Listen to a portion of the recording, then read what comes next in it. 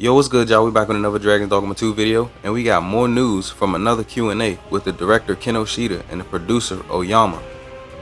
Most of the stuff we already know, but I'm gonna just go over what stands out the most, and I'm gonna still link it in the description so you can read it yourselves. But alright, y'all, let's get into it. Question: the original Dragon's Dogma, Dark Arisen, is beloved by the community with a very strong core fan base. Do you feel any pressure taking on the mantle by bringing forward the Dark Arisen name to Dragon's Dogma 2? Director Kinoshita responded, "There was definitely pressure to live up to the community's expectations and enthusiasm. At the same time, we were thrilled by the positive responses to the Dark Arisen subtitle when it was announced, and it motivated us to keep asking ourselves, is there anything more we can do? As a result, we've gone a little bit beyond our original plans in production, and we're working hard to deliver the best possible product right up to the very last minute to meet everyone's positive expectations." Okay, so the next question caters to people who were concerned about not getting enough new skills in the DLC, if there were anybody who had those concerns.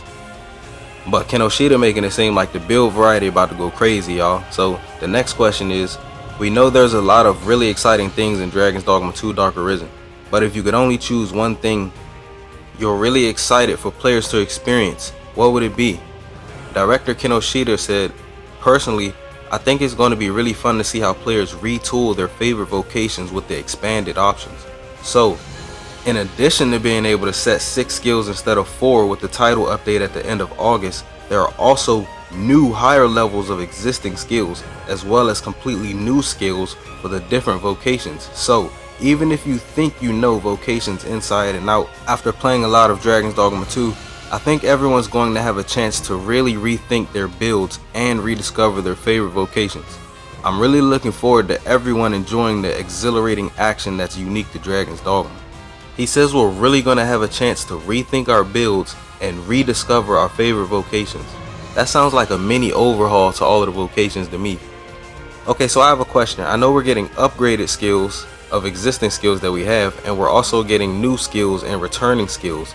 But are the skills that are returning considered the new skills, like Bronze-Tide? Are those considered new skills or returning skills? Okay, so this is something a lot of us has been wanting more information on, the difficulty in hard mode. Question: Dark Arisen is going to bring with it a whole new experience to Dragon's Dogma 2. What level of challenge can players expect when playing through the expansion's content? Director Kinoshita said, "Both the Forsaken Dominion and Lost Rites are expansion contents, so we've designed them to offer battles with an even greater sense of tension and challenge than the main game.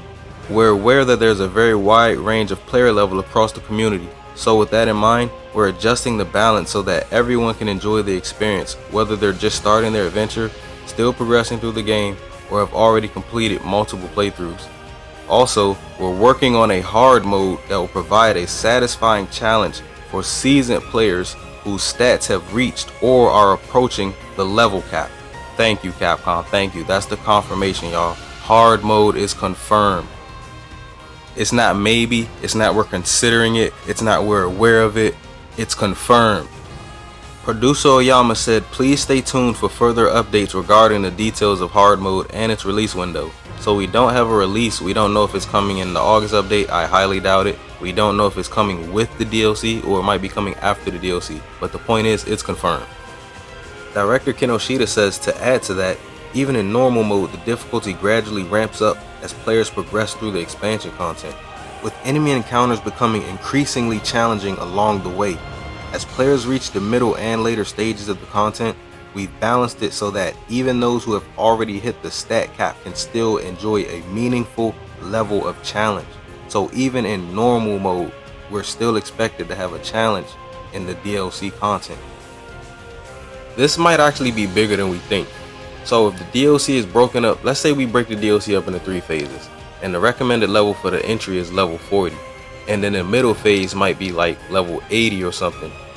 And we know that the stats cap out at level 200. So phase 3 at the end of the DLC, you might have to be around level 200. The recommended starting level for Forsaken Dominion is 40, while the Lost Rites is 20. That said, these recommendations apply only to the beginning of each content.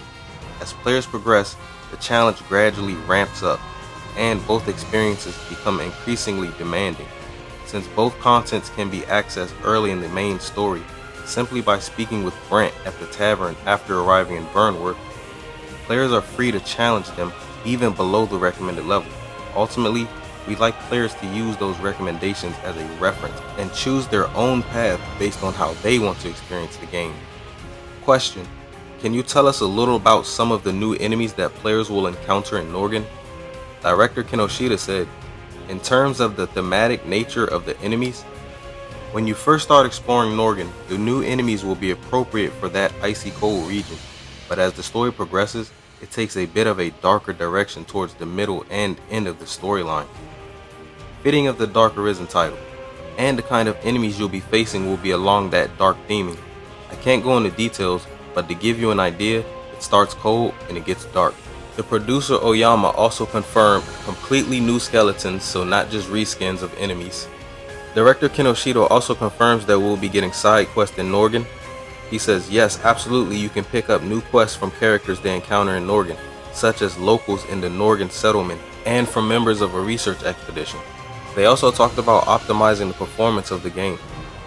We have tuned the game to run at 60 FPS in performance mode on PS5 and Xbox Series X. We also will be revising minimum and recommended system requirements for PC. That's it for the Q&A, but I'm going to drop that link in the description and I'm going to catch y'all in the next one.